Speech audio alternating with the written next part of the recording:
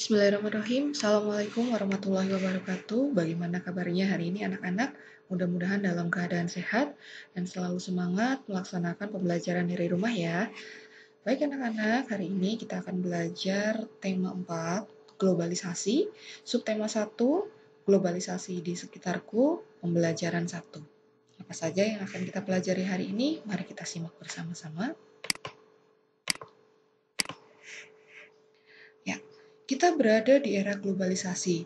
Dapatkah kamu menyebutkan dan menjelaskan fakta tentang globalisasi yang ada di sekitarmu? Nah, kita cari tahu dulu apa arti globalisasi. Globalisasi secara bahasa itu berasal dari dua kata, yaitu global yang artinya mendunia dan sasi yang artinya adalah proses. Jika digabungkan, artinya adalah proses sesuatu yang mendunia. Definisi globalisasi atau pengertian globalisasi adalah suatu proses yang menyeluruh atau mendunia di mana setiap orang tidak terikat oleh negara atau batas-batas wilayah. Artinya, setiap individu dapat terhubung dan saling bertukar informasi dimanapun dan kapanpun melalui media elektronik maupun cetak. Kemudian, ayo mengamati. Amati berbagai produk yang ada di sekitarmu. Produk tersebut bisa berupa pakaian, tas, atau sepatu yang kamu, temanmu, atau gurumu kenakan. Bisa juga makanan dan minuman, atau produk lain yang ada di sekitar kelas dan sekolah. Bisakah kamu menerka negara mana yang memproduksinya? Ya, ini ada sebuah peta dunia di mana di sini terdapat beberapa produk dari belahan dunia yang bisa kita nikmati, bisa kita konsumsi, bisa kita dapatkan, walaupun itu berasal dari berbagai belahan dunia. Apa saja produk-produknya? Mari kita simak pada penjelasan berikut ini. Di antaranya adalah batik dari Indonesia, kemudian ada karpet dari Turki, ini ada boneka yang berasal dari Tiongkok, mobil dari Jepang, jam tangan dari Swiss, dan susu dari Selandia Baru. Globalisasi memungkinkan berbagai produk dari negara lain dapat kita temui. Kita bisa menemui berbagai makanan dari negara lain seperti pizza. Siapa yang sudah pernah makan pizza? Jam tangan atau boneka dari negara lain. Produk Indonesia juga bisa ditemui di luar negeri, misalkan batik. Perkembangan komunikasi dan transportasi menjadikan barang-barang tersebut mudah ditemui di negara lain. Pada era globalisasi ini, Indonesia juga melakukan kerjasama dengan negara lain, termasuk negara-negara ASEAN. Bagaimana peran Indonesia dalam kerjasama di bidang sosial budaya dengan negara-negara ASEAN? Kita simak dalam penjelasan berikut ini. Peran Indonesia dalam kerjasama di bidang sosial budaya dengan negara-negara ASEAN. Dalam bidang sosial, Indonesia pernah mengirimkan bantuan kemanusiaan kepada negara-negara yang dilanda bencana atau konflik. Contohnya, Indonesia mengirimkan bantuan kemanusiaan untuk korban topan Haiyan di Filipina. Selain itu, Indonesia juga memberikan bantuan untuk para pengungsi di Rakhine State di Myanmar. Dalam bidang budaya, Indonesia turut berperan aktif dalam kegiatan kebudayaan ASEAN. Misalnya, mengirim tim kesenian untuk mengikuti dan mempromosikan kesenian dan budaya Indonesia ke berbagai negara di dunia. Mengundang seniman dari negara tetangga untuk mengadakan pentas seni di Indonesia. Menyelenggarakan festival dan pekan film, serta mengadakan festival seni. Ini adalah salah satu contoh kerjasama dalam bidang budaya yaitu promosi angklung. Mari kita simak bersama-sama bacaannya. Menlu Hillary Clinton promosikan angklung ke dunia. Silakan kalian baca dalam hati.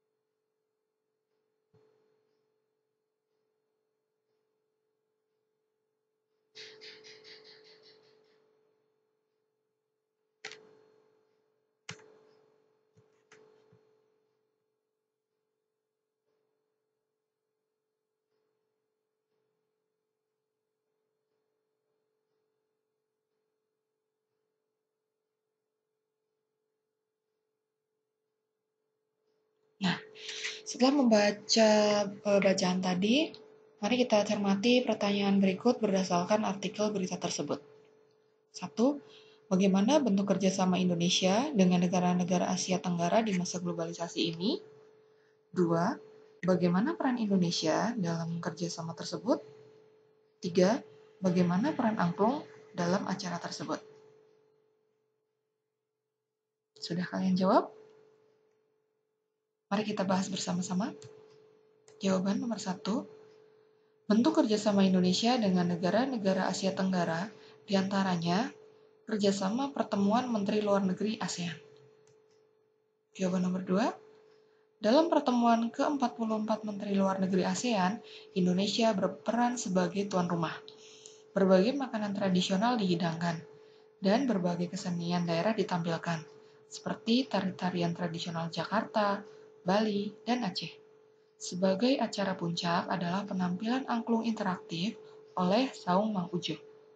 Semua hadirin dibagikan angklung berbagai tangga nada, kemudian memainkannya bersama-sama dengan dipimpin oleh Dayang Ujo.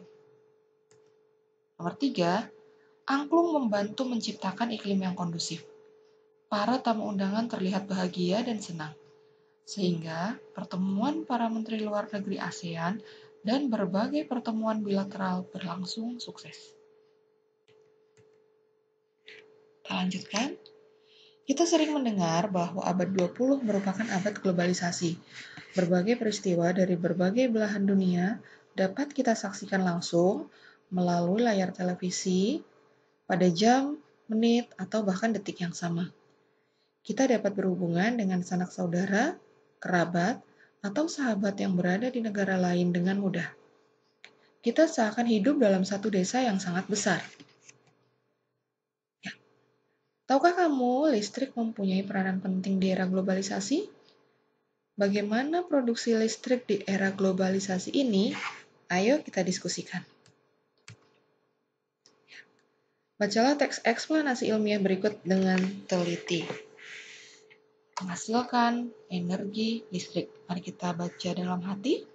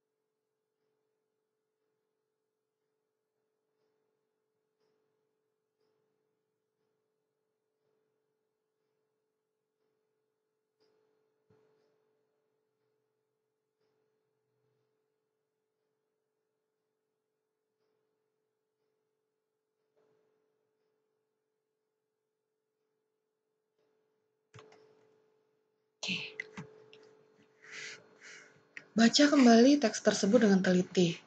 Tuliskan informasi penting dalam setiap paragraf pada diagram berikut. Teks tadi merupakan teks eksplanasi ilmiah yang terdiri dari struktur, yaitu yang pertama paragraf 1 isinya adalah topik masalah. Topik masalahnya apa? Yang kedua deret penjelas. Yang ketiga, paragraf ketiga adalah kesimpulan atau pesan atau pendapat pribadi penulis. Ingat struktur dari teks eksplanasi. Yang pertama adalah penjelasan umum atau topik masalah, yang kedua adalah deret penjelas, dan yang ketiga adalah interpretasi. Kita simak dalam tabel berikut ini pembahasannya. Paragraf 1, topik masalahnya adalah listrik memiliki peran penting di era globalisasi. Paragraf kedua atau deret penjelasnya adalah listrik dihasilkan di pusat pembangkit menggunakan beragam sumber energi. Paragraf ketiga, kesimpulan dan pesan atau pendapat pribadi penulis. Komponen utama pada semua pembangkit energi listrik adalah turbin dan generator. Energi penggerak turbin selain dari aliran air juga bisa didapat dari angin, panas bumi, dan sumber energi lainnya. Komponen utama pada semua pembangkit energi listrik adalah turbin dan generator atau dinamo. Turbin tersebut harus bergerak untuk menghasilkan energi gerak yang kemudian diubah menjadi energi listrik oleh generator atau dinamo. Pada pusat pembangkit listrik dari waduk-waduk besar, energi listrik yang dihasilkan juga sangat besar dan mampu memenuhi kebutuhan listrik warga di banyak wilayah.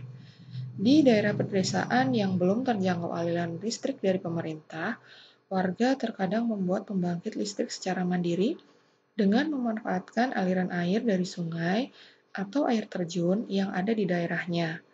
Pembangkit tersebut tentunya menghasilkan energi listrik yang hanya cukup untuk memenuhi kebutuhan listrik warga sekitar saja.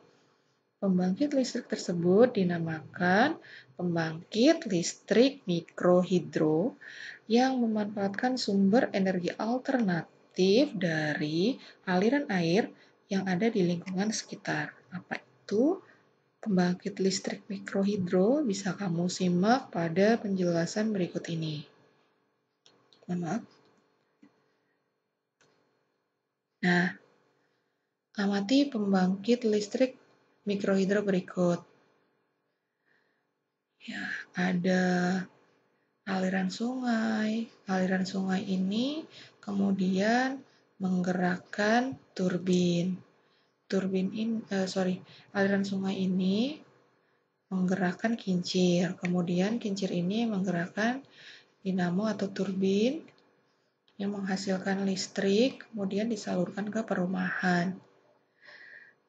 Lebih lengkapnya bisa kamu simak dalam penjelasan berikut. Air sungai yang mengalir dari hulu dengan mengalir dan melewati kincir air. Jadi ini aliran sungai mengalir dan melewati kincir air. Kemudian energi potensial air menggerakkan turbin atau dinamo. Energi gerak tersebut diubah menjadi energi listrik oleh generator atau dinamo, sehingga energi listrik dibagikan ke perumahan oleh saluran transmisi. Pada pusat pembangkit dari waduk-waduk besar, energi listrik yang dihasilkan juga sangat besar dan mampu memenuhi kebutuhan listrik warga di banyak wilayah. Baik anak-anak, demikianlah penjelasan tema 4, subtema 1 pembelajaran 1 dari Ibu Guru. Semoga dapat dipahami. Terima kasih. Wassalamualaikum warahmatullahi wabarakatuh.